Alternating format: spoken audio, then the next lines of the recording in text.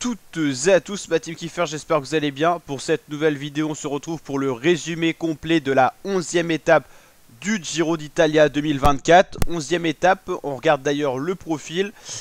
C'est entre la ville de Foiano di Val Fortore à la ville d'arrivée Francavilla al Mare pour un total de 207 km, donc étape assez longue pour cette 11e étape. On a une échappée qui s'est créée avec 3 coureurs, qui ont vite pris 2-3 minutes d'avance sur le peloton. On va d'ailleurs voir cette échappée avec les 3 coureurs qui la composent. Un Français, Thomas Champion pour l'avoir formation Cofidis, et puis 2 Visma Lease the Bike.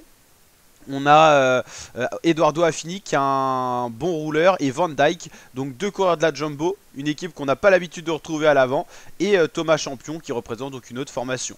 3 coureurs avec 1,54 d'avance à 128 km de l'arrivée, c'est pas beaucoup, mais on a bien compris que les équipes de sprinters voulaient verrouiller pour emmener leurs sprinters vers un sprint massif. Thomas Champion, Edoardo Affini et Tim Van Dijk sont les représentants de l'échappée à l'avant. La Jumbo qui décide, enfin c'est la Visma Lease the Bike plutôt, c'est même plus la Jumbo, qui décide peut-être de réagir suite à l'abandon pour maladie de Uttebrook, leur leader qui était d'ailleurs meilleur jeune de ce Giro. Ils veulent peut-être déjà remontrer le maillot à l'avant pour réagir face à ce coup dur. Ils marqueront pas de points ici dans le classement général, en tout cas avec Uttebrook, donc ça c'est un gros coup dur. Ils ont perdu pas mal de coureurs, notamment leur sprinter au life coach, donc dur Giro pour la Visma Lease the Bike. Le peloton qui roule bien, la Lidl Trek qui roule pour Jonathan Mailan, le maillot cyclamen, meilleur sprinter pour le moment du Giro. 40 secondes à 48 km d'arrivée, les chances de l'échappée sont vraiment restreintes. 36 km 20 secondes et à 29 km les échappées sont repris. On se dirige donc vers un scénario de sprint massif. Les formations de sprinters se regroupent à l'avant, la Lead Trek pour Mailan, la DSM pour Jacobsen, la UAE pour Molano. On voit tous ces trains se reconstituer. On a Tim Merlier aussi pour la Quick Step. On a tous les trains qui sont en train de se constituer. D'ailleurs on voit Tim Merlier à l'écran ici, qui est un des principaux favoris pour ce sprint massif. On sent le sprint arriver. La Ineos ne joue pas le sprint mais replace Geraint Thomas pour le protéger pour le classement général.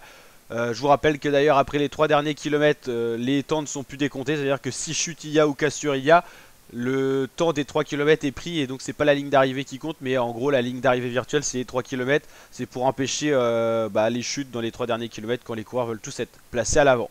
Donc Ineos va rouler jusqu'aux 3 km, vous l'avez compris. Après ça risque de s'écarter. En tout cas Ineos qui sait bien rouler, ils ont les coureurs pour. Et petit à petit on pense que ça va s'écarter. Voilà, ça y est, Geraint Thomas a fait passer l'ordre, ça s'écarte. Et maintenant on se dirige vers un scénario de sprint massif avec la Jayco Alula qui roule, l'équipe Quickstep de Tim Merlier derrière, Mailan bien protégé. On sait que c'est un vent de face, donc faut pas trop s'exposer au vent, faut être dans la patate comme on dit, faut être au milieu, dans les 20 premiers coureurs, mais pas trop placé vent de face, ce qui fait que c'est un sprint assez ralenti. Des fois on peut monter jusqu'à 70-72 km/h. Aujourd'hui on est à moins de 60 km/h, on voit le compteur à bas à droite, 59-60. C'est parce qu'on a un vent de face assez prononcé. Donc va pas falloir lancer son sprint trop tôt.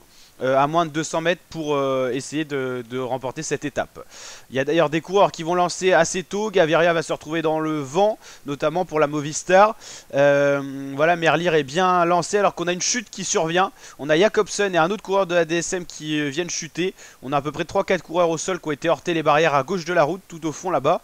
Et en tout cas le sprint est emmené parfaitement pour Tim Merlier qui va être déposé le plus proche de la ligne d'arrivée, mais on a un Jonathan Mailan qui est assez puissant et ça va jouer entre Mailan et Merlier et c'est Jonathan Mailan qui remporte cette 11e étape du Giro d'Italia. Ça a été un sprint massif à petite vitesse par rapport à d'habitude, parce qu'on avait un vent de face et il fallait pas se lancer trop tôt. On voit bien que il n'y a pas eu d'écart qui s'est fait.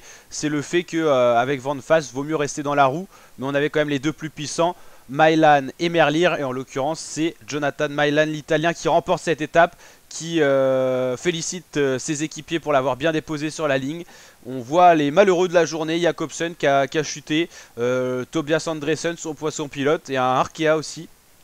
Ils ont chuté, on suivra l'évolution pour voir si ça a été une chute qui a causé des dégâts ou pas.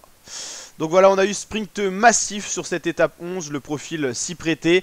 Mailan s'impose devant Merlier et Cadengroove pour l'Alpecin Phoenix fait 3. Alpecin de Phoenix et pas Phoenix. On va aller voir les classements complets. Voilà, donc Pogacar reste bien sûr en rose. Jonathan Mylan, bah, il confirme encore plus que c'est le meilleur sprinter, donc maillot cyclamen avec pas mal de points d'avance. Pogacar est également meilleur grimpeur maillot Azzurro. Et le meilleur jeune, c'est Antonio Tilbury depuis l'abandon d'Uitebroek, vous l'avez compris. On va aller voir le classement de l'étape, parce que vous l'avez compris, le classement général, lui, n'a pas changé. On va aller voir le top 10 de cette étape. Si les pubs veulent bien s'enlever, hop. Donc le top 10, Mylan devant Merlier Grooves, Giovanni Lonardi pour la Poltico étape, petite équipe italienne invitée, c'est pas mal, hein, 4ème sur un sprint massif. On sait qu'il y a certains sprinters qui ont abandonné, mais on a encore du monde. Donc Mylan, Merlier, Grooves, c'est des gros sprinters. Lonardi, c'est plutôt brillant ce qu'il a fait. On a vu la FDJ rouler, c'était pour Lorenz Pitti qui fait 5ème, c'est pas mal. Molano 6ème, Van Poppel 7ème, Gaviria décevant une nouvelle fois 8ème, Filbanos 9ème et Stanislav Anielowski, le polonais 10ème. On a l'habitude de le voir dans les top 10. Là, cette fois, ça sera seulement 10ème. Zanon Solo, Ewan, Fiorelli, Hofstetter. Hofstetter pas très performant hein, pour l'Israël Pro Première Tech. Trentino, il y a quand même du beau monde. Hein. Et ok. Donc hop, on va aller voir les classements généraux. Donc maillot rose, vous l'avez compris, ça va pas trop bouger. On va quand même voir parce que Uitebroek a abandonné, donc ça fait quand même un élément en moins. C'est pour ça que Romain Bardet remonte à la 6ème place. Je crois qu'Uitebroek était 5ème avant son abandon. Donc c'est vrai que ça libère un peu de place. Niveau du sprint, Mylan 229 points, il a pas mal d'avance sur Caden Grooves. Ah, désolé, à chaque fois que je remets un classement, ça saute, vous l'avez compris, c'est hyper pénible ce site du Giro. Voilà, ça saute à chaque fois. Pogacar devant Geschke, qui est ouais, bien meilleur grimpeur parce qu'il a remporté pas mal d'étapes au sommet. Et on se retrouvera bien sûr pour la présentation de l'étape 12 dans la prochaine vidéo qui va sortir sur la chaîne. N'hésitez pas à liker la vidéo si ce résumé vous a plu, à vous abonner, activer la cloche pour suivre l'intégralité du Giro d'Italia sur la chaîne. Et je vous dis à très bientôt ma team pour de prochaines vidéos. Ciao ciao l'équipe.